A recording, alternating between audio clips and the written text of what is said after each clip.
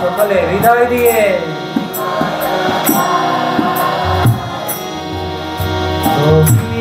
जना वल्लभा गिरिवरधारी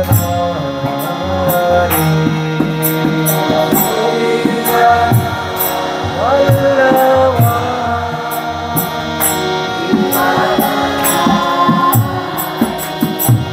जय गोपी जन वल्लभा गिरिवरधारी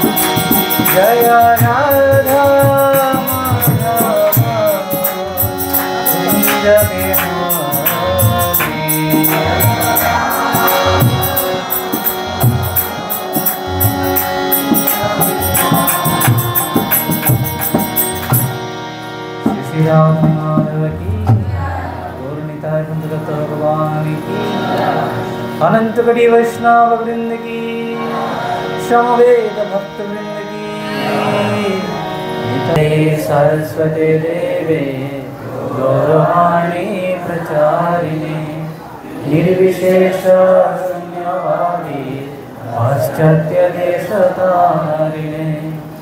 हे कृष्ण करुणा सिंधु दीनबंधु जगत्पते गोपेश गोपिका कांत राधा कांत नमोस्तुते।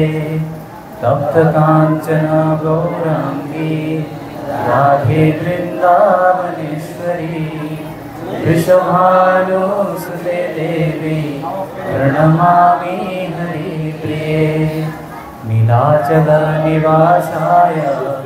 नित्याय परमात्मने बलभद्र सुभद्राभ्यां जगन्नाथाय ते नमः। श्रीकृष्ण चैतन्य प्रभु नित्यानंद श्री अद्वैत गण श्रीवासादि गौर भक्त वृंद। हरे कृष्णा कृष्ण कृष्ण हरे हरे, हरे राम राम राम हरे हरे। ओम नमो भगवते वासुदेवाय। नरं चैव नरोत्तमं देवीं सरस्वतीं व्यासं ततो जयमुदीरये। मुखं करोति वाचलं पुंगुं लङ्घयते गिरिं यत्कृपातमहं वन्दे परमानन्दमाधवम्। श्रीगुरो दिनतारिणम् श्रीचैतन्य परमेश्वरम्। ॐ तत्सत्।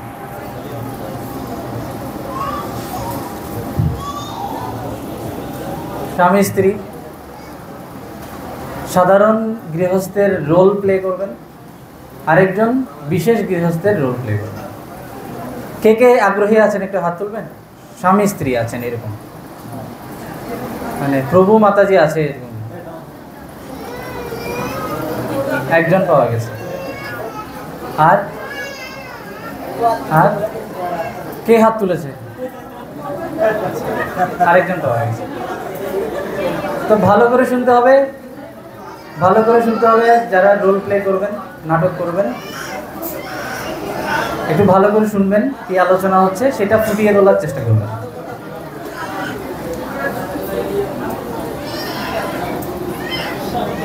তোর মাউস কই?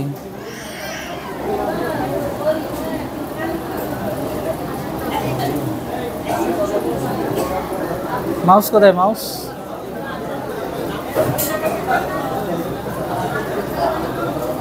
বলতে যেরকম বুঝি যে 4 নিয়ম পালন করবে, 16 মালা জপ করবে, প্রসাদ পাবে, বাচ্চা কাচ্চা মানুষ করবে, তাদেরকে ভক্ত বানাবে, এগুলো হচ্ছে সাধারণ সংজ্ঞা বা সাধারণ পরিচয় গৃহস্থ বলতে। সাইন ইন দেন, হয়তো রিস্টার্ট দিলে এটা আসে নাই। তাদের উদ্দেশ্যটা কী থাকে গৃহস্থ জীবনের পর? আমরা সকালে জেনেছি বর্ণাশ্রম ধর্ম। বর্ণাশ্রম ধর্ম মানে কি এটা আমরা জেনেছিলাম সকালে প্রভুর ক্লাস থেকে। বর্ণাশ্রম ধর্মের উদ্দেশ্যটা হচ্ছে কৃষ্ণ ভাবনাময় হওয়া। কৃষ্ণ ভাবনাময় হতে সাহায্য করবে বর্ণাশ্রম ধর্ম। বর্ণাশ্রম ধর্ম বিষয়টা অনেক বিশাল একটা বিষয়। তো শুধুমাত্র 4টি বর্ণ, 4টি আশ্রম, এটাই বর্ণাশ্রম এটা না, কিন্তু এটা হচ্ছে একটা সাধারণ একটা সংজ্ঞা। বর্ণাশ্রম ধর্ম বলতে গেলে এটা বিশাল একটা থিওরি, এবং এই বর্ণাশ্রম ধর্ম সম্পর্কে যখন আমরা ভালোভাবে জানতে পারবো, তখন কৃষ্ণ ভাবনায় এগিয়ে যেতে, আরও উৎসাহিত হতে, ডিপ্রেশনটাকে ইন্সপাইরেশনের রূপ নিতে অনেক সহজ হবে। তো একটা ছোট্ট একটা উদাহরণ দিই, বর্ণাশ্রম ধর্ম কেন? বর্ণাশ্রম ধর্ম হচ্ছে অ্যাকচুয়ালি আমরা এই জগতে জীবেরা এসছি ভোগ করতে। সোজা কথা, এই জগতে জীব তার ইন্দ্রিয়কে সন্তুষ্ট করতে, প্রীত করতে, নিজের মতো স্বাধীনভাবে ভোগবিলাস করতে এই জগতে আসে প্রতিটা জীব। নাহলে সে এখানে এই জগতে আসার কথা না। সে স্বাধীনতাটাকে সে অপব্যবহার করতে চেয়েছে এবং কারো অধীনে থাকবে, কারো আশ্রয়ে থাকবে, এই বিষয়টাকে সে মেনে নিতে পারেনি। আগে ভালো করে বুঝুন আমরা কেন এই জগতে। চিন্ময় জগতে কারো আশ্রয়ে থাকা, কারো অধীনে থাকা, এটা জীব যখন মেনে নিতে পারে না তখন সে স্বাধীন হতে চায়। ঠিক যেভাবে একটা ছেলে স্বাধীন হওয়ার জন্য ঘর থেকে বেরিয়ে যায়, বা একটা নারী স্বাধীন হওয়ার জন্য ঘর থেকে বেরিয়ে যায়, নিজের মতো সমাজে বাঁচতে চায়। তো চিৎ জগৎ থেকে আমরা এই জগতে বেরিয়ে চলে এসেছি। এখন এটা হচ্ছে আমাদের স্বাধীনতার অপব্যবহার। তো এই জগতে যারাই আছি আমরা, গুটি কয়েক বিশুদ্ধ আত্মা ছাড়া আমরা আর যারাই আছি এই জগতে, সবাই হচ্ছি অবিশুদ্ধ বুদ্ধি, অবিশুদ্ধ ইন্দ্রিয়ের অধিকারী। বাসনাগুলো হচ্ছে অশুদ্ধ বাসনা, কাম বাসনা। এখন এই কাম বাসনা এগুলো, এটাকে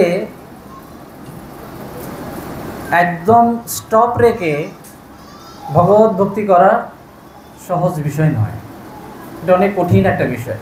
এবং এটাকে বলা হয় নিবৃত্তি মার্গ। মার্গ মানে হচ্ছে পথ বা রাস্তা। রাস্তা দু ধরনের রাস্তা আছে, একটা হচ্ছে প্রবৃত্তি মার্গ আর একটা হচ্ছে নিবৃত্তি মার্গ। তো নিবৃত্তি মার্গে জড় বিষয়ে যে ভোগ বিলাস, এই সুইচটা একদম অফ করে দেওয়া হয়, কমপ্লিটলি ভগবত দিকে ধাবিত হয় একজন আত্মা। কিন্তু এটা সবার দ্বারা সম্ভব না। অধিকাংশ জীব ভোগবিলাসে এতই প্রমত্ত, সে ইন্দ্রিয় ভোগের চিন্তা একদমই বাদ দিতে পারে না। তো ইন্দ্রিয় ভোগটা যখন অশাস্ত্রীয় উপায়ে হয়ে থাকে তখন সেটাকে বলা হয় সকাম কর্ম। আগে একটু ভালো করে বুঝুন, অ্যাটেন্টিভ থাকুন, এই বিষয়গুলো একটু ভালো করে বুঝতে হবে, তাহলে বর্ণাশ্রম ধর্ম কিছুটা আজকে আয়ত্ত করে ফেলতে পারবে।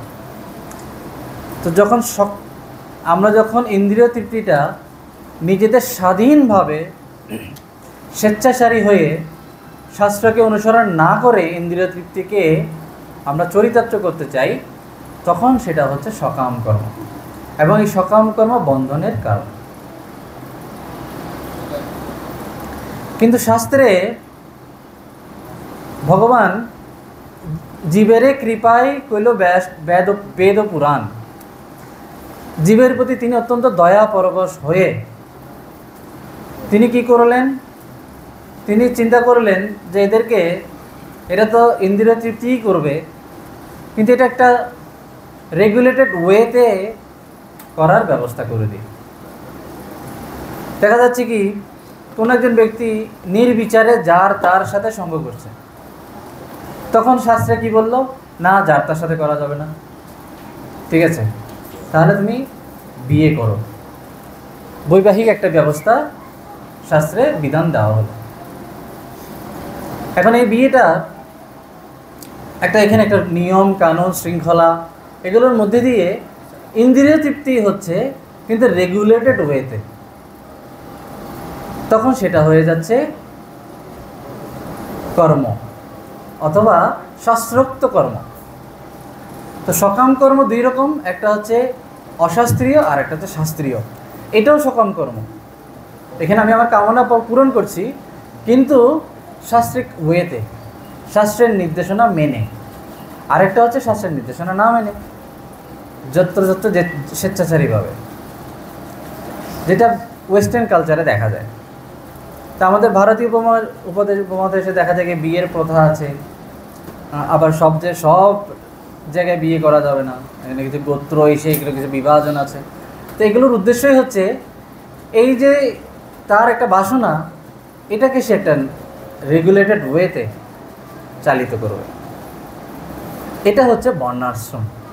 বর্ণাশ্রম মানে আর কিছুই না, রেগুলেটেড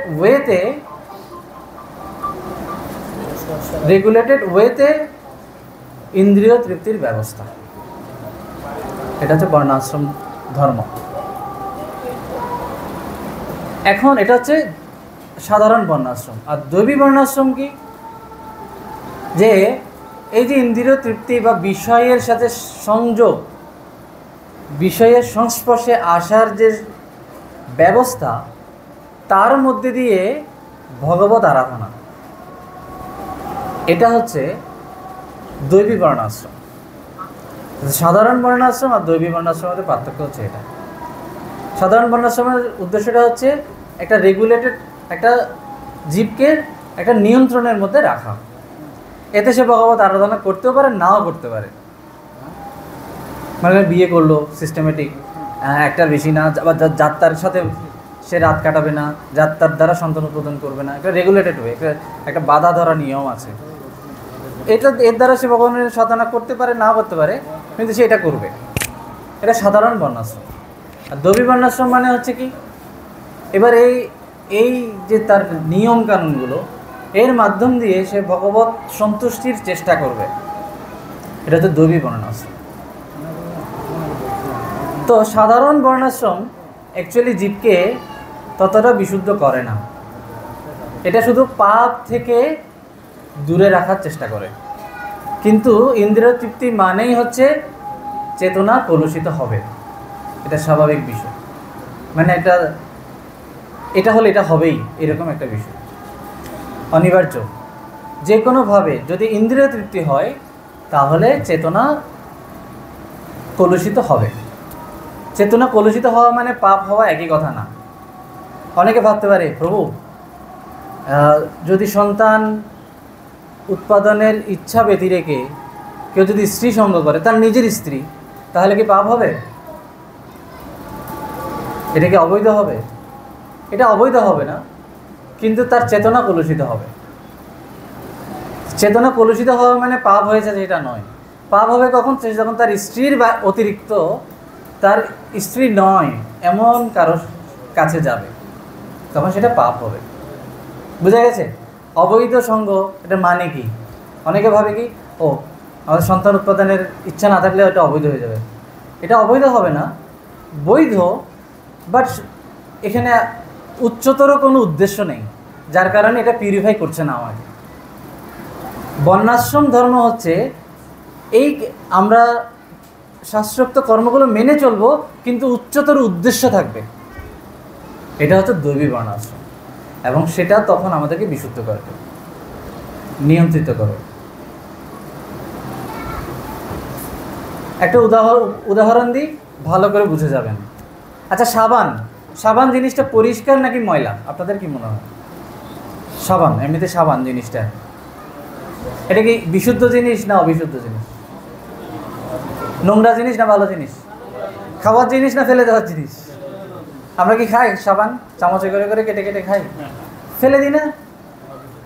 এটা তো কেমিক্যাল, অবিশুদ্ধ জিনিস। কিন্তু এই সাবান আমরা ব্যবহার করি কিনা? হাতে ময়লা লেগেছে, এই ময়লা যদি সাবান পানি দিয়ে ধোয়া যায় তাহলে তো ধুয়ে ফেললাম। প্রসাদের পরে আপনারা সবাই হাত দিয়েছেন না? সাবান ইউজ করেছেন? করেননি। যদি এই প্রসাদটা যদি পোলাও বিরিয়ানি হতো, তখন কি করতেন? ঘি দিয়ে রান্না পোলাও, তখন কি করতেন? বা কেকের যে বাটার হাতের মধ্যে লেগে আছে, তখন কি করতেন? এই অভিজ্ঞতা তো আছে, তখন কি করতেন? সাবান ইউজ করতেন। তাহলে যে ময়লা, সেটা স্বাভাবিক পানি দিয়ে যাচ্ছে না, তখন কি লাগলো আমার কাছে? কিসের সাহায্য নিতে হলো? সাবানের সাহায্য নিতে হলো। এই সাবানটা পরিষ্কার করলো, সে কিন্তু নিজে অপরিষ্কার। সাবান ইটসেলফ একটা নোংরা জিনিস, কিন্তু এই নোংরা জিনিসটা আমি কাজে লাগাচ্ছি আরেকটা নোংরা জিনিসকে তোলার জন্য। আবার একই সাথে সেই পানি দিয়ে সাবানটাও দিয়ে ফেললাম, ময়লাটাও দিয়ে ফেললাম, নাকি সাবানটা রেখে দিলাম? কি, সাবান তো তুলে ফেলেছে, এটা থাক, পরবর্তী আরও ময়লা টেলে লাগলে এটা তুলে ফেলবে, সাবানটা থাক, ময়লাটা চলে যাক। এরকম করি, সাবানও দিয়ে ফেললাম, ময়লাও দিয়ে ফেললাম। বর্ণাশ্রম ধর্ম হচ্ছে সেরকম সাবানের মতো। শুধু বর্ণাশ্রম পরিষ্কার করবে না, উল্টো আরও ময়লা করবে।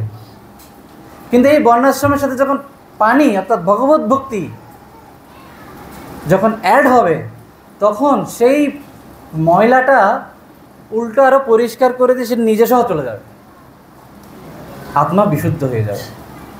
এই কথাটা কে কে বুঝতে পেরেছেন? এতটুকু পর্যন্ত কে কে বুঝতে পেরেছেন? সবাই বুঝতে পেরেছেন। সাবানের উদাহরণটা এই জন্য দিচ্ছি। তো বর্ণাশ্রম মানে এখানে শুধু গৃহস্থদেরকে বোঝানো হয় না, স্যাফরন কালার ব্রহ্মচারী সব কিছু। ব্রহ্মচারী গুরুকুলে বসতান্ত গুরুর হিতম, গুরুর মঙ্গল বলতে গুরুর সেবার জন্য। এখানে গুরুর মঙ্গল কি করবে? গুরুই তো শিষ্যের মঙ্গল করবে না। গুরুর হিতম মানে হচ্ছে গুরুর হিত করার জন্য, মানে গুরুর সেবা করার জন্য, গুরুর আনুকূল্য বিধানের জন্য একজন ব্রহ্মচারী বসতান্ত সে গুরুকুলে বাস করবে। হ্যাঁ, সুদৃঢ় সৌহৃদম, তার গুরুর সাথে কীরকম সম্পর্কটা থাকবে? সুহৃদের মতো, বন্ধুর মতো সম্পর্ক থাকবে। তা একজন গৃহস্থ সে বিশেষ গৃহস্থ হতে পারবে যদি তার আগের লাইফে ত্যাগের অনুশীলন থাকে, সে যদি বৈরাগ্য অনুশীলন করে তাহলে সে বিশেষ হতে পারবে। এখানে স্লাইডের কী অবস্থা আমি বুঝতে পারছি না, এটা কি সমাধান হবে না? আসছে? হ্যাঁ, স্লাইড অন আছে। এই যে আমার স্ক্রিন দেখাচ্ছে না, তো এটা হয় না কিছু। আইকন দেখাচ্ছে, আইকন দেখাচ্ছে না, এটা আইকন না, এটা তো মেনু বার। আইকনগুলো দেখা যাচ্ছে না, শুধু স্ক্রিনটা দেখা যাচ্ছে, ডেস্কটপটা দেখা যাচ্ছে। আইকন দেখা গেলে ঠিক আছে, তখন আসছে, বোঝা যাবে। আমার কথাগুলো কি খুব কঠিন হয়ে যাচ্ছে না বোঝা যাচ্ছে, নাকি আরেকটু সহজ করে বলবো?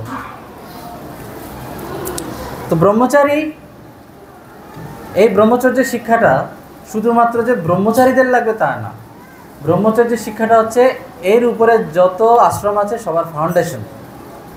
ব্রহ্মচারী সে যে শিক্ষা লাভ করবে, সে শিক্ষা লাভ করে তারপর সে গৃহে যাবে। গুরুকুলে যখন একজন ব্রহ্মচারী ভালোভাবে শিক্ষা লাভ করবে এবং তার বিবাহের অভিলাষ ব্যক্ত করবে, গুরু তখন তার শিক্ষার মাত্রা দেখে তাকে অনুমোদন দান করবে বা তাকে সেভাবে প্রস্তুত করবে। একজন ভালো ব্রহ্মচারী একজন ভালো গৃহস্থ হতে পারে। এমনিতে দীক্ষা নেওয়া, আশ্রয় নেওয়া এগুলো ভালো গৃহস্থ হওয়ার শর্ত নয়। এগুলো দ্বারা যে সে একটু ভালো গৃহস্থ হয়ে যাবে তা নয়। ভালো গৃহস্থ হতে গেলে তাকে পরমহংস স্তরে যাওয়ার চেষ্টা থাকতে হবে। পরমহংস স্তরটা কি? পরমহংস স্তরটা হচ্ছে সন্ন্যাসের স্তর। গুরু মহারাজ শ্রীল জয়প্রতাকা স্বামী মহারাজ তিনি বেশ কয়েকবার বলে ফেলেছেন যে আমি চাই আমার শিষ্যরা পরমহংস হয়ে উঠুক। তো পরমহংস মানে কি? পরমহংস মানে যে সন্ন্যাসের সর্বোচ্চ স্তর। সন্ন্যাসের 4টা স্তর আছে, অনেকেই জানেন। কুটিচক, বহুদক, পরিব্রাজক, পরমহংস। কি কি? কুটিচক, বহুদক, পরিব্রাজক, পরমহংস। এই স্তরে যাওয়ার এতগুলো স্তর কেন? এবার আমরা একটু শুনি কুটিচক মানে কি। কুটিচক যখন একজন গৃহস্থ সে যখন তার জীবনটাকে আস্তে আস্তে বৈরাগ্যের দিকে নিয়ে যায়, গৃহ ত্যাগের দিকে নিয়ে যায়, বানপ্রস্থের পর বা বানপ্রস্থ স্তরে সে কুটিচক অনুশীলন করতে থাকে। বানপ্রস্থ স্তরে স্বাভাবিকভাবে 25-30 বছর একজন স্ত্রীর সাথে সময় কাটিয়ে হঠাৎ করে তাদের থেকে আলাদা হওয়া এত ইজি ব্যাপার নয়। কারণ এখানে কিছু ফুড হ্যাবিটের বিষয় আছে, লাইফস্টাইলের বিষয় আছে। তাকে এতদিন ধরে একটা নির্দিষ্ট মানের সেবা দান করতো একজন ব্যক্তি, হঠাৎ করে সেটা অনুপস্থিত হয়ে গেলে অনেক কিছুই বেসামাল হয়ে যায় কি না? হঠাৎ করে সেটা সম্ভব হয় না স্ত্রী থেকে আলাদা হতে। তো কুটিচক পর্যায়ে বা বানপ্রস্থ পর্যায়ে সে স্ত্রীর সাথেই থাকে, কিন্তু তার গৃহের সাথে কোনো সংযোগ নেই, অর্থাৎ আত্মীয় স্বজন এগুলোর সাথে সংযোগ নেই, কিন্তু তার স্ত্রীর সাথে তার সংযোগ আছে, কিন্তু কোনো ধরনের শারীরিক সম্পর্ক নেই। এটা হচ্ছে বানপ্রস্থ বা কুটিচক পর্যায়ের সন্ন্যাসী। কুটিচকটা এক ধরনের বানপ্রস্থই। এরপর হচ্ছে বহুদক। এবার এই স্তরে সে আরেকটু ডিটাচ হয় পরিবার থেকে। কুটিচকে কী ছিল, তার পুত্র কন্যা আত্মীয় স্বজন এদের সাথে নেই, জাস্ট তার স্ত্রীর সাথে সে আছে। বহুদকে সে এবার তার স্ত্রীর সাথে নেই। বহু উদক। উদক মানে আমরা বলি না গর্ভোদক, উদক মানে কি? মাস্টার মশাই তো বলতে পারবে যারা আছে। উদক জল, আমরা বলি না কারণোদক, কারণ জল। বহু গর্ভোদক, গর্ভজল। ক্ষীরোদক, ক্ষীর জল। তো বহুদক তিনি এবার জল এক জায়গা থেকে পান করবেন না, অর্থাৎ তার নির্দিষ্ট খাওয়ার কোনো স্টেশন নেই। তিনি এবার দাঁড়ে দাঁড়ে ভিক্ষা করে খাবেন। এই জায়গায় ওনার কি চয়েস করার সুযোগ আছে? স্ত্রী যখন রান্না করে দিত তখন হ্যাঁ বাজিটা এভাবে রান্না করো, ওইটা এভাবে করিও, ওইটা এভাবে করিও, একটা চয়েসের একটা সুযোগ থেকে যায়। এবার সে এখান থেকে একটু ডিটাচড হয়েছে, মানে আস্তে আস্তে কমপ্লিট ডিটাচমেন্টের দিকে যাচ্ছে একজন গৃহস্থ। কমপ্লিট ডিটাচমেন্ট, কিন্তু হঠাৎ করে সব ছেড়ে ছুড়ে দিয়ে একদম সিদ্ধ দিয়ে খাবার দাবার, একদম মাধুকরী, দিনে শুধু তিন মুঠ মাধুকরী, আর কিছু নাই, ফল ফ্রুট কিছু নেই। আখরোট খেতাম, বাদাম খেতাম, চীনা বাদাম খেতাম না, কত কিছু, কিছু নাই। আপেল কমলা পেয়ারা কিছু নাই, কেটে কুটে দেওয়া হতো, আপেল ছুলে দেওয়া হতো, কিছু নাই। আপেলই নাই চুলে খেতে হবে, চুলে দেওয়ার মানুষই নাই। হঠাৎ করে সম্ভব না। আস্তে আস্তে গ্র্যাজুয়ালি একজন গৃহস্থ বৈরাগ্যকে অ্যাকসেপ্ট করতে থাকে। কুটিচক পর্যায়ে তার পছন্দ মতো রান্না করে দেওয়ার মতো মানুষ থাকে, কিন্তু বহুদক পর্যায়ে তার আর পছন্দের কোনো ধার ধারে না কেউ। যে ঘরে যেমন দেয়, কোথাও পোড়া রুটি দেবে, কোথাও আলু ভাজি দেবে, কোথাও তেল বেশি হতে পারে, কোথাও কেউ সিদ্ধ দিয়ে দিতে পারে, কোথাও বা কেউ একটা ফল দিতে পারে, যাই দেবে তাই খাবে, নো চয়েস। এটা হচ্ছে বহুদক সন্ন্যাসী। এরপর পরিব্রাজক। এতক্ষণ ধরে কুটিচক হচ্ছে তার নিজের গ্রামে আছে, বউকে নিয়ে তার নিজের রেসিপি অনুসারে রান্না হয়েছে। বহুদক তার নিজের গ্রামে আছে, তার পাড়া পড়শি গ্রামবাসীরা তাকে দিয়েছে, যা দিয়েছে তাই খেয়েছে। এবার হচ্ছে গ্রামবাসীদের কাছেও সে নেই, সে এবার এক এক অঞ্চলে চলে যাচ্ছে। পরিব্রাজক, আজকে চট্টগ্রাম, কালকে ঢাকা, যেখানে যেখানে তার প্রচারের জন্য তাকে যেতে হয় সে চলে যাবে। তারপরে আর নির্দিষ্ট অঞ্চল নেই। বহুদকের একটা নির্দিষ্ট অঞ্চল আছে, তার নিজের গ্রাম। তো নিজের গ্রামের মানুষও তো অনেক সময় জানতে পারে উনি কী কী পছন্দ করে। উনি এবার সেটাও বাদ দিয়ে দিয়েছে, যে এই মানুষগুলো জানে, আমার চয়েস জানে, আমি এখান থেকে আর শুধু এখানে আবদ্ধ থাকবো না। এবার আরও বিভিন্ন অঞ্চল থেকে যারা আমাকে চেনে না, আমি সেখান থেকে ভোজন করব এবং সেখানেই থাকবো। তার নিজের আর কোনো স্টেশন নেই।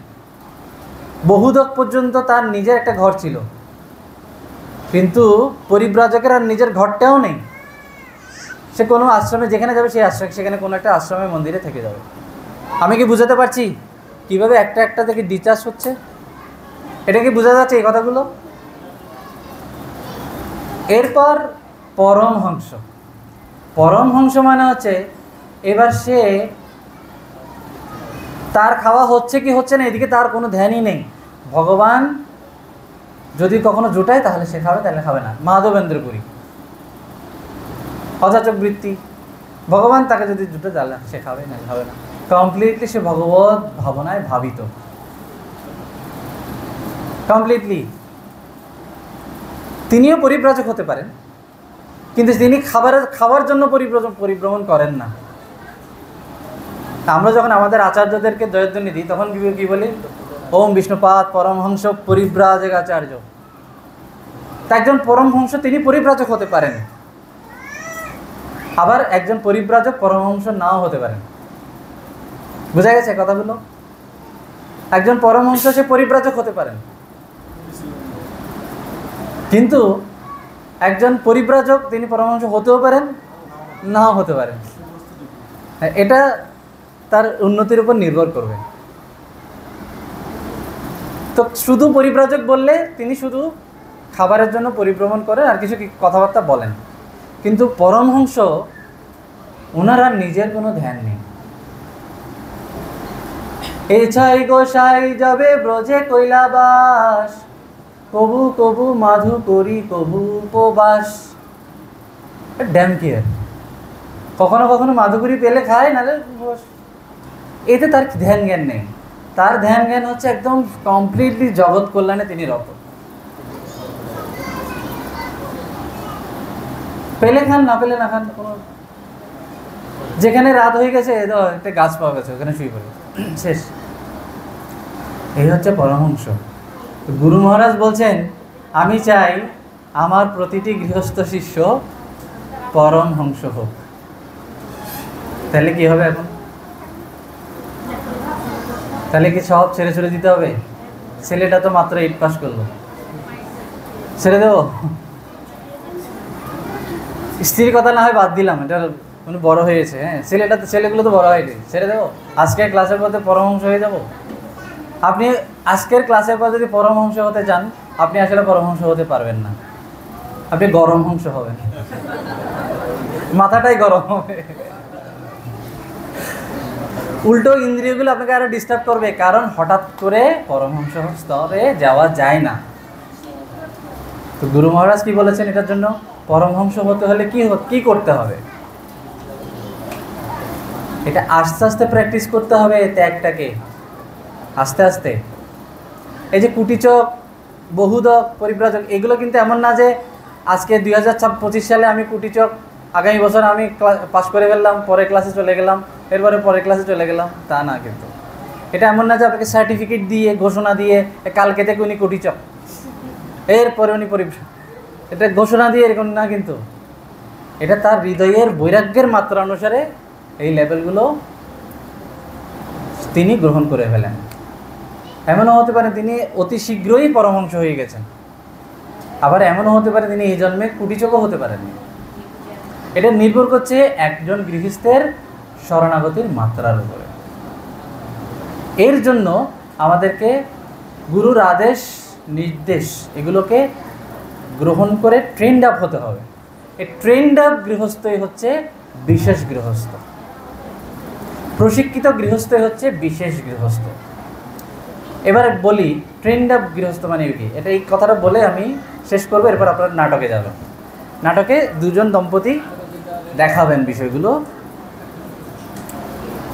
ট্রেন্ড আপ কথাটা শুনুন, নাটকের জন্য এই কথাটা লাগবে। একটা বাঘের উপমা দিয়ে এই কথাটা আমি বোঝানোর চেষ্টা করব। একটা বন থেকে বাঘ ধরে আনা হয়েছে, আপনারা দেখেছেন। যখন ধরে আনা হয়, সার্কাসের বাঘ তো দেখেছেন না? সার্কাসের বাঘ যখন ধরে আনা হয়, তখন কিন্তু সার্কাসের বাঘের মতো সে কিন্তু এত মানে কি বলে, এত অনুগত হয় না একটা বনের বাঘ। সার্কাসের বাঘকে যদি লাঠি দিয়ে বলা হয় যে এদিকে বসো, লাফ দিয়ে এদিকে বসবে। যদি বলা যায় এবার পা দুইটা তুলো, তাহলে তুলবে। তার মেন্টর, তার ইনস্ট্রাক্টর যেভাবে বলবে সে সেভাবে করবে। তো প্রথমে কি সে সেরকম থাকে? প্রথমে সেরকম থাকে না। কি প্রসেসিংয়ে? একটা বাঘ যখন ধরা হয়, তাকে 1 দিন 2 দিন 3 দিন 4 দিন না খাইয়ে রাখা হয়। ক্ষুধায় তৃষ্ণায় সে অনেক গর্জন করতে থাকে, কারণ সে যখন বনে ছিল স্বাধীনভাবে ধরেছে, খেয়েছে ইচ্ছে মতো, তার পছন্দ মতো, যাকে পছন্দ হয়েছে। মানে কি বলে, এটা বুফের মতো, ইচ্ছে মতো নিজেই সেলফ সার্ভিস নিজেই নিয়েছে, কেউ তাকে দেয়নি, সে নিজেই নিয়েছে এখান থেকে। ঠিক আছে? ঠিক যেরকম দুবাইয়ের বাচ্চারা সেলফ চয়েস, নিজে যে মেয়েটাকে পছন্দ হবে সেটাকে তুলে নিয়ে চলে আসবে। বা তৎকালীন সময়ের রাজারা যাকে পছন্দ হয়েছে তাকেই তুলে নিয়ে চলে যাবে।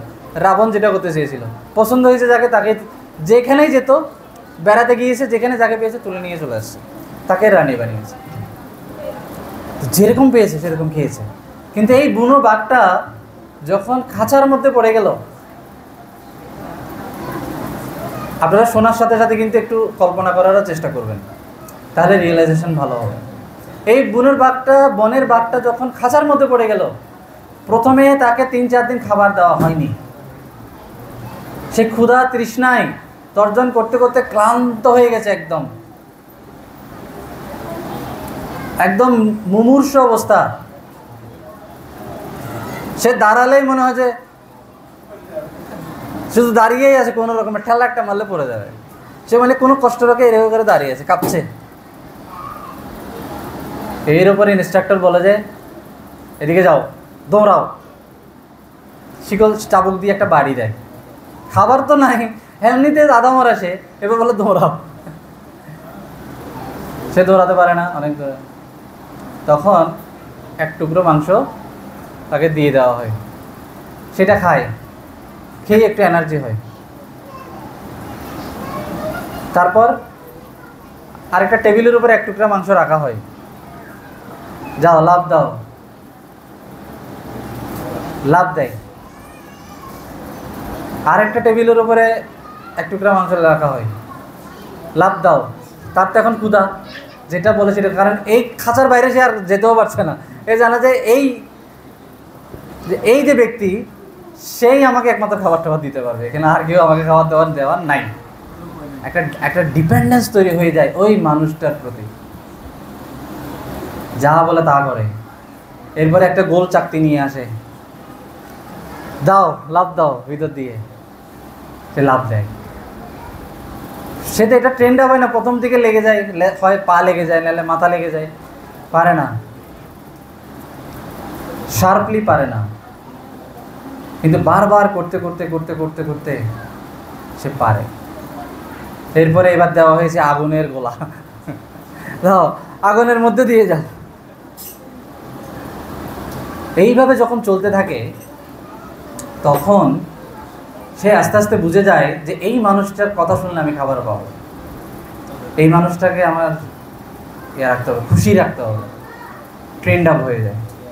তখন সে ইনস্ট্রাক্টর যা বলে সে তা করে, এবং ইনস্ট্রাক্টরের ইশারাতে সে বুঝে যায় কী করতে হবে। এখন প্রথম দিকে কিন্তু একবার দুইবারে বুঝেনি, লাঠি দেখালেই যে এখানে যেতে হবে সেটা বুঝেনি। সে এটা তার এটা মানে একটা প্রোগ্রামড হয়ে গেছে যে এখানে যে খাবার থাকে, যদি লাঠি দেখে তাহলে আমাকে লাভ দিতে হবে, লাভ দিতে হবে, লাভ দিতে হবে। এটা প্রোগ্রামড হয়ে গেছে, তার ভিতরে সেট হয়ে গেছে একদম। এভাবে সে ট্রেন্ড আপ একটা বাঘ হয়ে যায়। এবার তাকে দিয়ে তার ইনস্ট্রাক্টর অনেক কিছু করাতে পারে এবং সে অনেক প্রশংসা অর্জন করতে পারে। এটা একটা জড়ো একটা উদাহরণ দেওয়া হচ্ছে যে একজন ব্যক্তির কেন কন্ট্রোল দরকার, কেন নিয়ন্ত্রণ দরকার, শাসন দরকার। খাঁচাটা কি, যে খাঁচার ভিতরে যে তাকে ঢুকানো হলো, খাঁচাটা হচ্ছে আমাদের 4টা প্রিন্সিপাল, 4টা নিয়ম, 16 মালা জপ, মঙ্গল আরতি। এটা হচ্ছে আমার একটা খাঁচা, বাউন্ডারি। এটা আমাকে, এর ভিতরে আমাকে থাকতেই হবে। আমি কখনো অবৈধ সঙ্গের বাইরে যেতে পারবো না, এই লিমিট আমি ক্রস করতে পারবো না। খাঁচা একটা বাউন্ডারি, এর ভিতরে আমাকে থাকতে হবে। চাবুকটা কি, খাঁচাটা হচ্ছে আমার গুরুকে দেওয়া প্রতিশ্রুতি। 4টা নিয়ম এই সেই, এগুলো আমি গুরুকে দিয়েছি প্রতিশ্রুতি। চাবুকটা কি, চাবুকটা হচ্ছে গুরু আমাকে দিয়েছেন কিছু নির্দেশ। কি নির্দেশ? ভালো না খাইবে, এগুলো কিন্তু 4 নিয়মের মধ্যে পড়ে না। ছানা খান, ভুট্টা খান, তেলের বড়া খান, 4 নিয়ম ব্রেক হবে। কিন্তু এছাড়াও আরেকটু আপার একটা ইনস্ট্রাকশন থাকে, সেটা কি? ভালো না খাইবে, ভালো না পরিবে, আরেকটু অ্যাডভান্স কিছু ইনস্ট্রাকশন। তো 3 দিন ধরে সে কোথায় ছিল? খাঁচায়। তার জন্য কোনো ইনস্ট্রাকশন ছিল না। বুঝা গেছে? এই আশ্রয় দীক্ষা বুঝা গেছে চলতেছে। আমাকে কেউ আপনাদেরকে কেউ এখনো বলেছে ভালো না খাইতে? বলেছে কেউ? কালকে থেকে সবাই সিদ্ধ খাবেন, এটা না হলে আপনাদের দীক্ষা বাতিল হয়ে যাবে, এরকম কেউ বলেছে? বলেছে? বলে। তো আচার্যদের দেওয়া কিছু ইনস্ট্রাকশন আছে যেগুলো আমাকে আরেকটু ডেভেলপ করতে সাহায্য করবে। এগুলো হচ্ছে এই চাবুকের মতো। এটা নেক্সট আইটেম। খাঁচাটা এখানে তো আমি আছি তো 3 দিন ধরে, তো আমি কি এখনও দুর্বল হইনি? যদি দুর্বল না হয় তাহলে আবার আরও কিছু দিন উপবাসে থাকতে হবে। যখন দেখা যাবে না এবার আমি কথা শুনতে প্রস্তুত, আমি দুর্বল হয়েছি, কথা শুনতে প্রস্তুত, তখন গুরু আদেশ দেন। এটা হচ্ছে চাবুক। কিছু আদেশ দেন, ভালো না খাইবে, ভালো না পড়িবে, বাচো বেগম মানুষ ক্রোধ বেগম, বেশি কথা বলবে না, সীমার বাইরে কথা বলবে না। ঠিক আছে? এখনো পর্যন্ত আপনাদেরকে কেউ বলেছে যে এত লাইনের বেশি কথা বললে অমুক নরকে যেতে হবে, এরকম কেউ বলেছে আপনাদেরকে? এখনো পর্যন্ত বলেনি। তো কিছু হায়ার ইনস্ট্রাকশন থাকে গুরু আচার্যদের দেওয়া। এটা গুরু যে সরাসরি দিতে হবে সেরকম কথা নেই, এগুলো শাস্ত্রে থাকতে পারে, বা প্রভুপাদ যে গ্রন্থগুলো দিয়েছেন সেখানের মধ্যে থেকে আমরা। তো ভক্ত যদি উন্নতি করতে চাই এরকম কিছু চাবুক নিয়ে নিতে হবে, চাবুকের বাড়ি নিতে হবে, কিছু ইনস্ট্রাকশন নিয়ে নিতে হবে স্বেচ্ছায়। স্বেচ্ছায় ঠিক যেরকম ওই বাঘটা চাবুক, ও কিন্তু চাবুকের জন্য কোনো প্রতিবাদ করে না, তার টার্গেট থাকে ওই মাংসটা সে খেতে হবে। তার চাবুক কয়টা মারছে না হচ্ছে এগুলো সে গুনে না, কিন্তু এগুলো কোনো রিপ্লাই সে দেয় না। এটা ড্যাম কেয়ারও জানে যে আমাকে মাংস খেতে হবে। ঠিক সেরকম ইনস্ট্রাকশন কেন এতগুলো, কেন এত কিছু, সে এখান থেকে তার ইনস্ট্রাকশন নিতে থাকবে। সে আস্তে আস্তে একটা একটা বেগ, 6 বেগদমি 6 দোষ শুধি 6 গুণ দেহ দাসে 6 সৎ সঙ্গ দেহ হে আমারে বসেছি সঙ্গের আসে, বসেছি সঙ্গের আসে। ও হে বৈষ্ণব ঠাকুর দয়ার সাগর এ দাসে করুণা করি। এই যে 6 সৎসঙ্গ, 6 দোষ, এদের ইনস্ট্রাকশনগুলো এগুলো হচ্ছে চাবুকের মতো। চাবুক, চাবুক দেওয়ার পরে বাক্যে আর কি দেওয়া হয়েছিল? এবার বিগ চ্যালেঞ্জ। এক টেবিল থেকে আরেক টেবিলে লাফ দাও, গোলাকার বস্তুর ভিতর দিয়ে লাফ দাও, চাকতির ভিতর দিয়ে লাফ দাও, আগুনের ভিতর দিয়ে লাফ দাও। একটা কিন্তু একটা থেকে একটা বিগ চ্যালেঞ্জ তাকে দেওয়া হচ্ছে। এগুলো হচ্ছে সেবা ভার। যখন ভক্ত উন্নতি করতে থাকে তখন তাকে কিছু স্পেশাল দায়িত্ব দেওয়া হয়। যেমন সরগোস্বামীদেরকে দিয়েছেন, তোমরা গ্রন্থ রচনা করো। এই 6 গোসাই যাবে ব্রজে কইলা বাস, রাধাকৃষ্ণ নিত্যলীলা করিলা প্রকাশ। কিভাবে প্রকাশ করলেন? শাস্ত্রের মাধ্যমে। নানা শাস্ত্র বিচারণৈক নিপুণ সদ্ধর্ম সংস্থাপক। নানা শাস্ত্র বিচার করে নিপুণভাবে তারা সদ্ধর্ম আমাদেরকে দান করেছে। এরকম কিছু চ্যালেঞ্জ দেওয়া হয়। যখন একটা ব্রহ্মচারী সে আস্তে আস্তে ম্যাচিউর হতে থাকে, সেই ইনস্ট্রাকশন মানছে, তখন তাকে বলা হচ্ছে ঠিক আছে তুমি ওই জোনটা দেখো। গুরু মহারাজকে বলেছে তুমি মায়াপুর, তোমাকে আমি ভগবানের দাম দিলাম, তুমি এর উন্নতি বিধান করো। একটা চ্যালেঞ্জ দিয়ে দিয়েছে। মায়াপুরে ছিল মশার কামড়, এখানে নাকি গোলক বৃন্দাবন ধাম আছে, সব সাপ পোকামাকড়, এটা নাকি গোলক বৃন্দাবন ধাম এখানে আছে। তো লাভ স্লাইড না থাকলেও অসুবিধা নেই, আমি যা স্লাইডে ছিল তাই বলে যাচ্ছি। তো লাভটা হচ্ছে ক্রমশ উচ্চমাত্রার শরণাগতি, একটার পর একটা চ্যালেঞ্জ, লক্ষ্য। এটা বিশেষ কৃপা,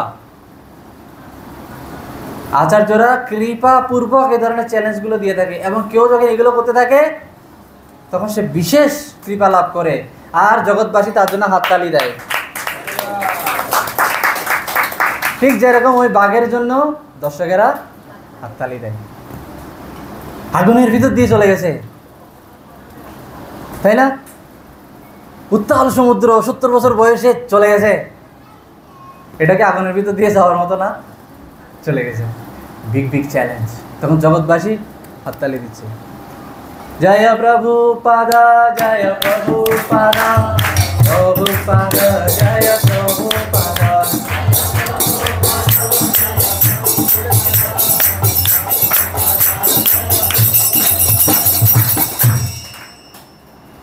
এই হচ্ছে পরমহংস।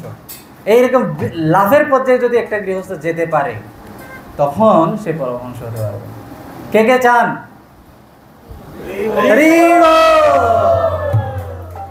প্রভুপাদ হতে পেরেছেন কিনা? উনি কি ছিলেন? গৃহস্থ ছিলেন। তিনি লাভটা দিয়েছেন কিনা? প্রাচ্য থেকে পাশ্চাত্য। হনুমানজি লাভ দিয়েছিল না সমুদ্রের ওই পারে? প্রভুপাদও লাভ দিয়েছে সমুদ্রের ওই পারে, সেম সিমিলার। এটাও লাভই দিয়েছেন কিন্তু সমুদ্রের ওই পারে। ঠিক আছে? তো গৃহস্থ পরমহংস হতে পারবে যখন সে এভাবে তার কাছার ভেতরে প্রথমে থাকবে, সে তারপর সে কিছু ইনস্ট্রাকশন নিজে থেকে মেনে নেবে। না, আমি আত্মীয় স্বজনের সাথে কেন অহেতুক প্রজল্প করব? এর মধ্যে কিন্তু এগুলো আনবেন, হ্যাঁ, যারা নাটক করবেন। সাধারণ গৃহস্থ সে প্রজল্পে মশগুল হয়ে থাকবে, IPL দেখবে, ক্রিকেট দেখবে, রাত জেগে এদিকে বিশ্বকাপ দেখবে, হ্যাঁ, আবার ভিডিও গেমসে খেলবে, বাচ্চা কাচ্চারা ভিডিও গেমসে খেলবে, এদিকে মন্দিরও আসবে, প্রসাদও খাবে, অর্ডিনারি। ঠিক আছে? জবও করবে, টিভিও দেখবে, প্রকৃতিও দেখবে, সব প্রকৃতিও দেখবে, পুরুষও দেখবে। প্রকৃতি পুরুষ বিবেক যোগ দুটোই চলবে। নেচারও দেখবে, দেখে অনেক কিছু না। সিরিয়াস, তার জবটা ভালো করে করবে, হৃদয়ে বৈরাগ্য আনার চেষ্টা করবে। মহাপ্রভুর ভক্ত যত বৈরাগ্য প্রধান, মহাপ্রভুর ভক্ত যত বৈরাগ্য প্রধান, তাহা দেখি প্রীত হন গৌর ভগবান, তাহা দেখি প্রীত হন গৌর ভগবান। তো যখন কেউ একজন ভালো ব্রহ্মচারী হয়, বৈরাগ্য অনুশীলন করে, তখন সে সেই বৈরাগ্যটা আনতে পারবে গৃহস্থ জীবনে গিয়েও। এখন প্রশ্ন আসতে পারে, প্রভু এই সুযোগ তো সবার হয়নি, আমরা সরাসরি গৃহস্থ আশ্রমে ল্যান্ড করেছি, এরকম অনেকে আছে, তাই না? সরাসরি ল্যান্ড করেছি গৃহস্থ আশ্রমে, আমাদের কি হবে? ব্রহ্মচর্য আশ্রম মানে যে স্যাফরন কালার ধারণ করে সে ব্রহ্মচারী হতে হবে তা না। ব্রহ্মচর্য সবাইকে অনুশীলন করতে হয়। কৃষ্ণ ভাবনায় ব্রহ্মচর্য এই গ্রন্থে ছিল ভক্তি বিকাশ স্বামী মহারাজ, তিনি গৃহস্থরা যে ব্রহ্মচর্য অনুশীলন করা প্রয়োজন সেটা তিনি ব্যক্ত করেছেন। এই বইটা যিনি যখন সাইন করে করে বিক্রি করছিলেন, তখন অনেকে প্রশ্ন করছিল, প্রভু মাতাজিরা নিতে পারবে, প্রভুরা নিতে পারবে? বলছে, আমি তো বইটা শুধু ব্রহ্মচারীদের জন্য লিখি নাই, মাতাজিরাও নিতে পারবে। তখন মাতাজির লাইন বড় হয়ে গেছে প্রবর্তকে। প্রথমে মাতাজি সংকোচ করেছে, এটা কি আমাদের জন্য বই? তা একজন প্রশ্ন করেছিল, মহারাজ এই বইটা কি নিতে পারবে মাতাজিরা? এই বইটা সবাই পড়তে পারবে। তো ব্রহ্মচর্য সবার লাগবে, এমন না যে গৃহস্থ হয়ে গেছি বলে এবারে লাগাম ছাড়া হয়ে গেছি, হ্যাঁ, পাখি রাজা হয়ে গেছে কাঁচা না। এই যে বাঘের উদাহরণটা মানে হচ্ছে, আমি কি বন্য থাকবো নাকি ধন্য হব? ধন্য হব, যে কোনো একটা অপশন। তো অর্ডিনারি গৃহস্থ মানে আছে, আপনি ঠিকই দেখা যাচ্ছে এক্সটার্নালি তিলক, কল্টিমালা, শিকা সব আছে, কিন্তু হৃদয়ে বৈরাগ্য অনুশীলন হচ্ছে না, বিষয়ে মজে যাচ্ছি দিনকে দিন, তখন আমরা অর্ডিনারি গৃহস্থ হচ্ছি। এই দিয়ে বেশি দূর যাওয়া যাবে না, স্বর্গ পর্যন্ত যাওয়া যাবে। বর্ণাশ্রম ধর্ম পালন করছি, এইটাই আমি ভালো করে বোঝাতে চাচ্ছি। বর্ণাশ্রম ধর্মটা ভালো করে বুঝতে হবে। আমি বর্ণাশ্রম ধর্ম পালন করছি, কিন্তু দৈবিক বর্ণাশ্রম হচ্ছে না, কৃষ্ণ ভাবনাময় বর্ণাশ্রম হচ্ছে না। আমি কৃষ্ণের দিকে ধাবিত হচ্ছি না। কৃষ্ণের দিকে ধাবিত হওয়া আর বিষয়ের দিকে মজে যাওয়া দুটো হচ্ছে 180 ডিগ্রি বিপরীত।